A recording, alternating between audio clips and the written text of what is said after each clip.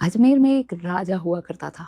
उसके पास एक मजबूत किला था, बड़ी फौज थी, घोड़े थे, सोना था और सबसे बढ़कर उसे उसकी ताकत पर यकीन था।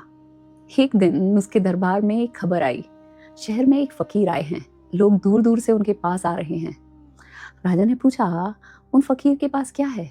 दरबारी ने कहा, कुछ भी नहीं, न फौज न धन दौलत, बस एक चादर और एक दस्तरखान। राजा हंस पड़ा, बोला, फिर लोग उनके पास क्यों जा रहे हैं?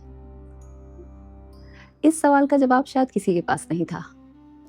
इसीलिए राजा खुद एक शाम उन फकीर को देखने निकल पड़ा। वहां पहुंचकर उसने अजीब मंजर देखा। एक अमीर आदमी एक मजदूर के पास बैठा था। एक बूढ़ी औरत एक मुसाफिर के साथ रोटी बना रही थी। किसी से उसका नाम नहीं पूछा जा रहा था, किसी से उसका मजहब नहीं पूछा जा रहा था और ना किसी से किसी की हैसियत पूछी जा रही थी।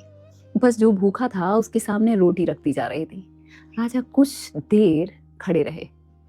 फकीर ने राजा की तरफ देखा और कहा, आइए बैठ जाइए। राजा ने पूछा, क्या तुम्हें मालूम है मैं कौन हूं?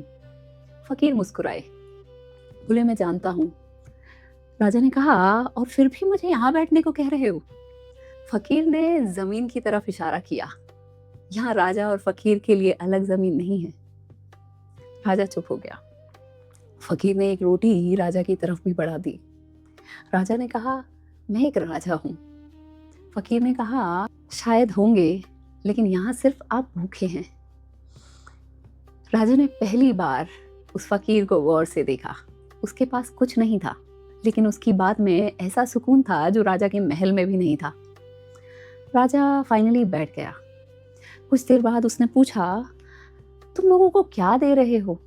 फकीर ने बोला, जो जिस चीज की उन्हें जरूरत है वो। राजा ने क्यूरियोसिटी में पूछा, क्या दौलत दे रहे हो? फकीर बोले, जब जरूरत हो। और दुआ? जब दिल मांगे।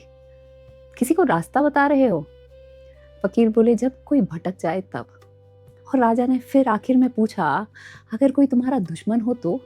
फकीर ने जवाब दिया, यहाँ का दरवाजा उसके लिए भी खुला रहेगा।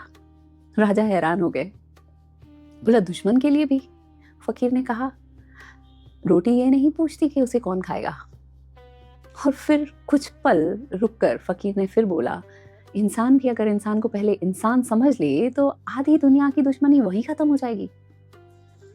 ऐसा सुन के राजा वापस जाने लगा। फिर मुड़कर बोला, तुम्हारे पास ना किला है ना फौज, फिर भी तुम्हें किसी बात का डर नहीं? फकीर ने आसमान की तरफ देखा और बोला, जिसने अपना भरोसा किसी और के हवाले कर दिया हो उसे हर वक्त अपनी हिफाजत का बोझ नहीं उठाना पड़ता। ये सुनकर राजा चुप रह गया। फिर वो अपने किले की तरफ लौट गया। उस रात उसका महल वही था, दीवारें वही थी, पहरेदार भी वही थे, लेकिन राजा के अंदर एक सवाल पैदा हो चुका था। बोला, जिसके पास इतना कुछ है फिर भी वो बेचैन क्यों है, और जिसके पास कुछ नहीं वो इतना मुतमईन कैसे? फकीर के पास ना ताज था ना तख्त, लेकिन उस शाम राजा को पहली बार महसूस हुआ कि ताकत वो नहीं जो लोगों को झुका दे। ताकत शायद वो है जो इंसान को दूसरे इंसान के सामने झुकना सिखा दे। अब आप बताइए, ये किसकी कहानी है? मुलाकात की ये कहानी तारीखी दस्तावेजों से ज्यादा रिवायतों और लोक कथाओं में मिलती है, लेकिन शायद इस कहानी की खूबसूरती इसी में है कि एक के पास सल्तनत थी, दूसरे के पास सिर्फ इंसानों के लिए खुला हुआ दिल। और शायद सदियों बाद भी इसीलिए लोग दोनों को याद करते हैं, मगर अलग अलग वजहों से। एक को उसकी ताकत के लिए और दूसरे को उसकी रहमत के लिए।